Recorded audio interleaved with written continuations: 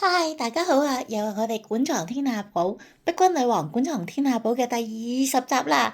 今日講嘅拆呢個禮物，呢個係幾得意嘅。呢個係 Godiva 朱古力公司出品嘅。嗱，講真啊，我就唔好幫佢賣廣告嘅，但係咧，我係佢 VIP 會員嚟嘅，咁我買到啲靚嘢就分享俾大家睇啊。開緊啦吓，而家睇下啦。呢個點開嘅先？希望我唔好太粗暴拆爛佢啊！呢個睇下先，係應該係咁樣推出嚟。咦，推唔到嘅？係啦，大家都已經開始估到佢係咩啦。喂，點解推唔到嘅？哎呀，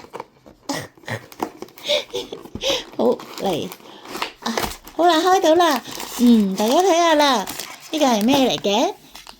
大家睇下先，嗱，睇下後邊嗰度，都冇，就咁，係啦，呢個係一個餅乾仔，呢個餅乾係咩餅乾仔？睇下嗱，大家睇咯喎，哇，係我最中意食嘅，蝴蝶酥啊，朱古力蝴蝶酥，又可以話佢係甜心酥嚟嘅，佢係蝴蝶酥或者甜心酥，你睇下幾好味，係咪好好味咧？係咪大家都攬晒嘴咧？好好味嘛〜係啊，我買俾自己嘅。好啦，我食啦，我唔客氣啦，拜拜。